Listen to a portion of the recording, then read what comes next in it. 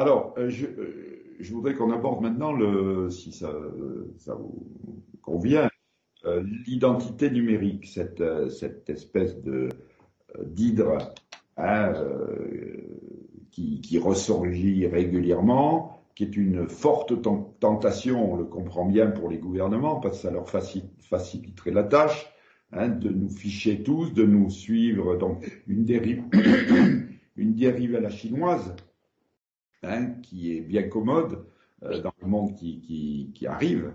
Et je sais que sur ce domaine aussi, vous avez fait preuve d'une combativité exemplaire. Donc, est-ce que vous pouvez nous raconter un petit peu cette... On n'est qu'au début, on est au début. Oui, Oui. oui, effectivement. Alors, je vais vous exposer un petit peu là, le projet, hein, le projet de la commission. En fait, ce sont des projets qui datent. Hein. Ils ne sortent pas comme ça du tiroir, mais par contre, l'opportunité d'avoir eu la pandémie permet d'aller plus loin et d'asseoir plus rapidement ce projet relatif à une identité numérique au niveau européen. Donc, tous les rapports aujourd'hui, donc moi je fais partie de la commission marché intérieur. Le marché intérieur, c'est normalement la libre circulation des marchandises et des gens. Et là, avec la pandémie, on nous a tous confinés, on nous a tous restreints dans nos allées et venues, et pour nous, sous prétexte de Covid. Du jour au lendemain, code QR pour tous, certificat de vaccination ou de rétablissement ou de test PCR. Ok, on s'est tous mis là-dedans parce qu'au début, on a cru qu'effectivement, c'était la fin du monde. On s'est tous soumis à ça, il n'y a pas de problème. Aujourd'hui, on voit que ça va un peu mieux, mais par contre, ils veulent qu'on conserve ce système. Donc la Commission, depuis des années, puisqu'elle nous parle de décennie numérique, de boussole numérique, va donc rebondir grâce à cette pandémie pour nous vendre effectivement le portefeuille. Alors ça s'appelle le portefeuille européen d'identité numérique. Ah, oui. Et d'ailleurs, dans le rapport, en phase d'introduction, pour nous expliquer le projet, on a bien vu qu'avec la pandémie, il s'est passé cela, et du coup, il faut continuer à, optimiser et continuer l'objet de cette mise en place qui a bien fonctionné pour eux, a bien fonctionné avec la pandémie. Donc, il faut continuer pour faciliter nos allées et venues dans l'Union européenne et à l'extérieur. Nous protéger. Et donc, voilà. Toujours pour nous protéger et protéger les autres. Bien sûr. Protéger les autres et surtout, ce qui est dingue, c'est pour retrouver nos libertés. Parce que c'est ça. On retrouve nos libertés grâce à un cadre européen. Oui. Excusez-moi de vous interrompre. Ce qui en filigrane dit qu'on nous les avait bien retirées, nos libertés. Voilà.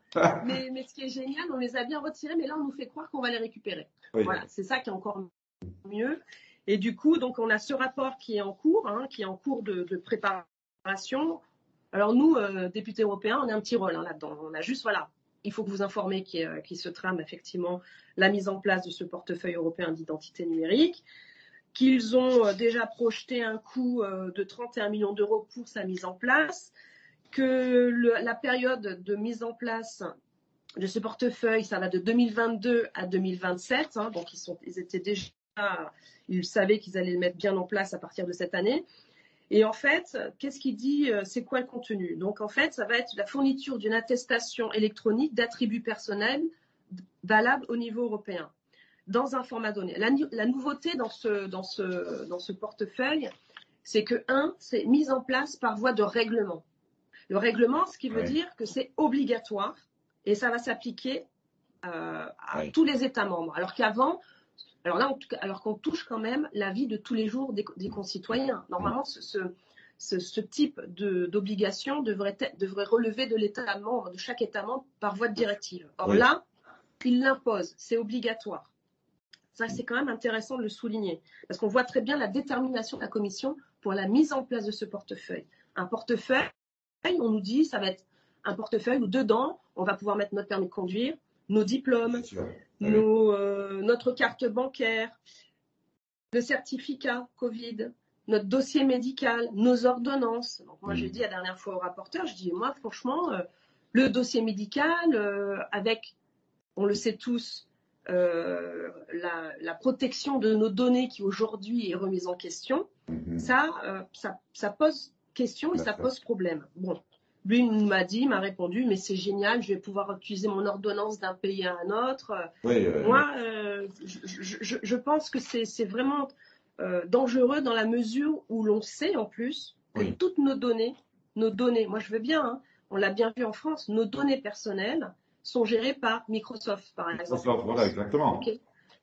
Donc c'est Microsoft Bill Gates qui va gérer nos données à l'autre bout du monde. En Europe, et c'est ça aussi la nouveauté dans ce rapport, c'est qu'ils ouvrent l'opportunité de la gestion du portefeuille européen d'identité numérique aux entreprises privées. Donc la carte d'identité nationale, la carte de sécurité sociale, aujourd'hui, c'est quand même géré par des data qui s'occupent des données privées, mais ce sont une gouvernance d'un service public. Là, ce qui est dérangeant, c'est que des entreprises privées vont pouvoir avoir accès à ces données. Et je vous donne un exemple. Alors, on va me dire que soit c'est un hasard, soit je fais partie encore des gens qui se posent trop de questions et qui trouvent trop de choses et c'est pas bien. On le voit avec McKinsey. Ben là, encore une fois, on voit Pfizer, hein, qui normalement fait des vaccins, qui veulent sauver le monde avec leurs médicaments. Ben maintenant, ils se lancent dans le data. Pfizer. Comme par hasard. Oui. Comme par hasard. Hein. Et puis, ils travaillent déjà avec l'Europe. Hein. Ils sont déjà là dans les starting blocks pour mettre en place la gestion des data. C'est pas moi, hein, c'est tout récent. En plus, ils font de la publicité. Vous irez voir sur leur compte Twitter. Ils font des publicités pour dire qu'ils sont dans l'innovation et qu'ils vont gérer nos data. Donc moi, ça me pose problème que Pfizer gère mes data. Moi, je vous le dis. Hein. Ah oui, bien sûr. Et je pense que ça peut poser des problèmes à beaucoup de personnes. Donc, oui. Alors, on est dans cette phase-là. Oui, pardon. Oui. Vous avez parlé de portefeuille. Un portefeuille, c'est un truc où on peut rajouter des feuilles, justement. Et après, on pourra rajouter votre situation fiscale, votre situation, donc en tant que même vos opinions politiques, religieuses, etc. Tout ça, puisque c'est du data. Je sais pas.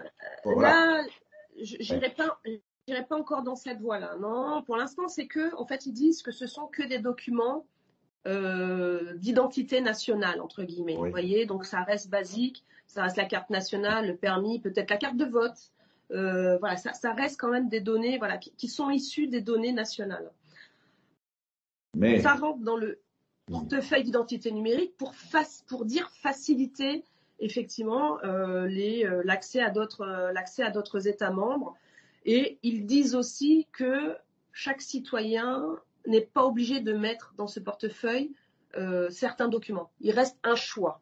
Mais moi, je le vois avec l'exemple, parce que ça reste un choix de chaque citoyen. Mais le problème, c'est qu'on l'a vu avec le meilleur exemple, c'est quand même le Covid Pass, le certificat numérique.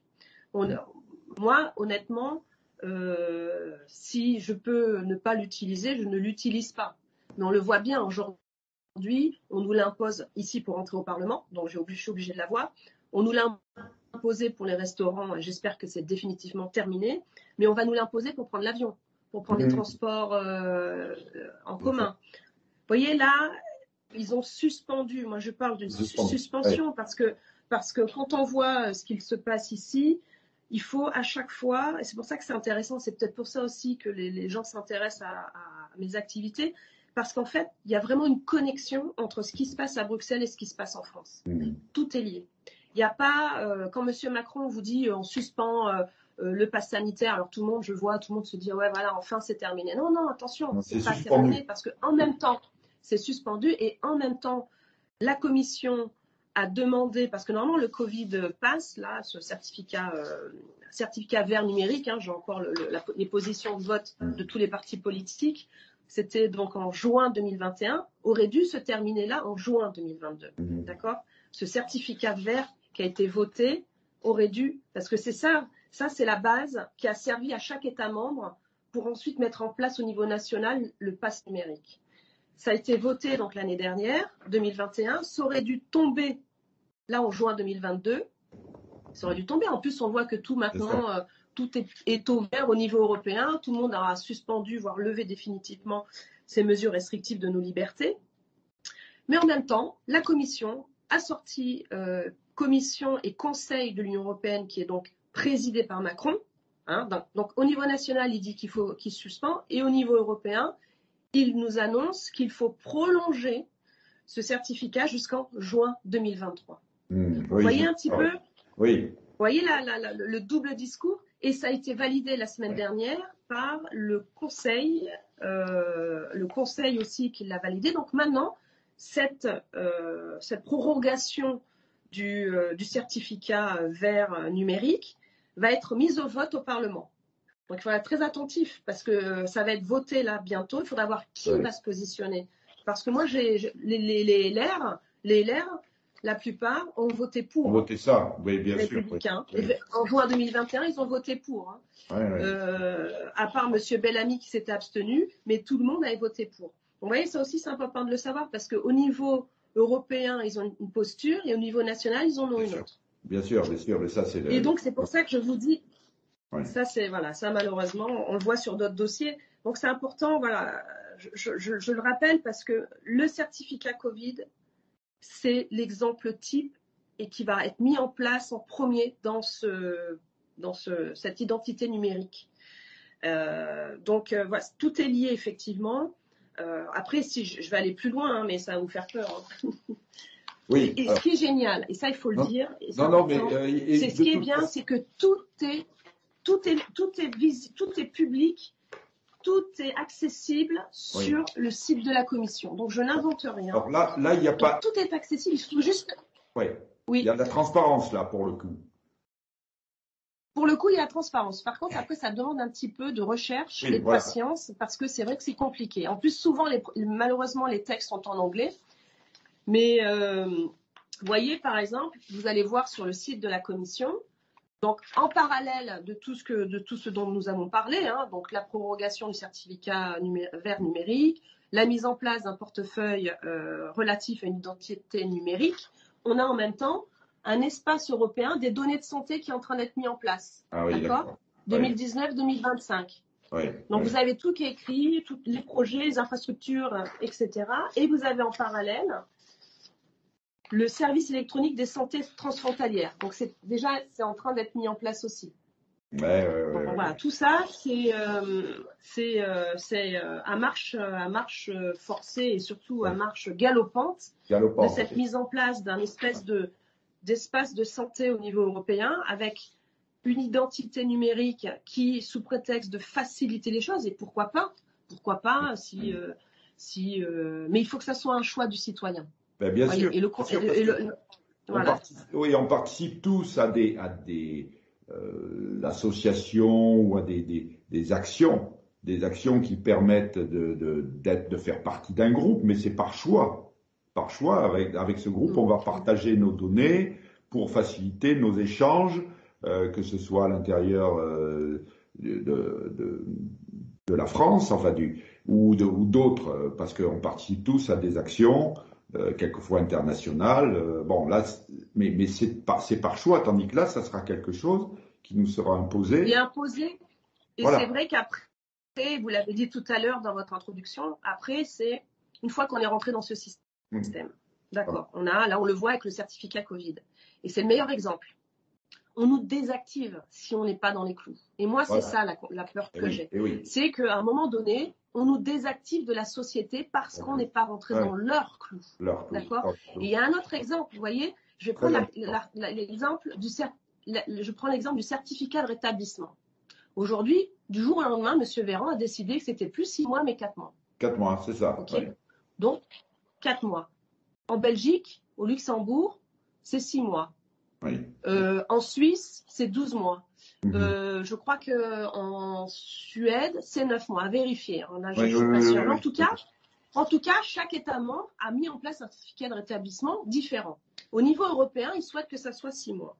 Donc la question, c'est, une fois qu'on est rentré dans ce système, on l'a tous, hein, malheureusement, puisqu'on veut se déplacer, on va aller travailler, on appuie sur un bouton, M. Véran, d'un coup, il dit, c'est plus 6 mois, c'est 4 mois, je vous désactive.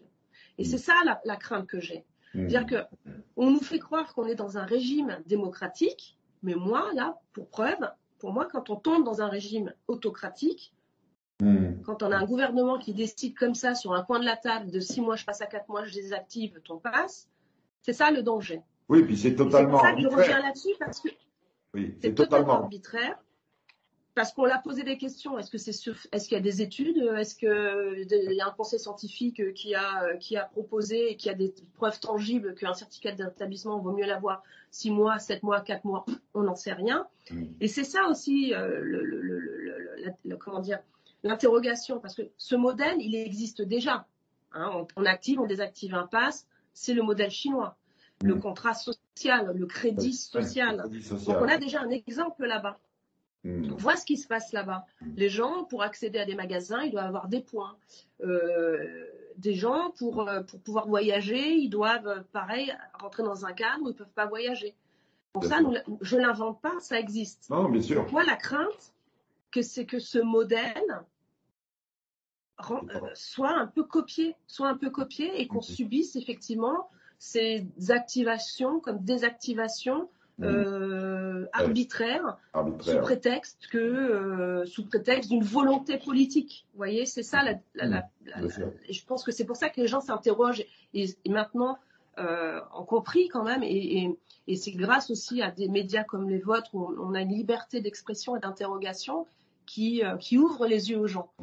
Et moi, je le dis, voilà, je suis humble à ce niveau-là. Moi, je suis comme tout le monde. On a tous les éléments. On voit ce qu'on a vécu. On voit ce qui se passe en Chine. On voit que la pandémie, elle est suspendue là, le temps peut-être des élections. Je pense que ça va revenir assez rapidement parce que c'est quand même un modèle qui est assez sympa, le modèle chinois finalement. Oui. On vous tient là-dessous. Hein, c'est assez sympa. Hein, on vous tient comme bien. Un coup, je t'autorise, je t'autorise pas. Pour un gouvernement, c'est pratique, on va dire. C'est ça, c'est ce que au lieu de parler de crédit social, on ferait mieux de parler de contrôle social. Voilà, hein, c'est un moyen de contrôle. Alors,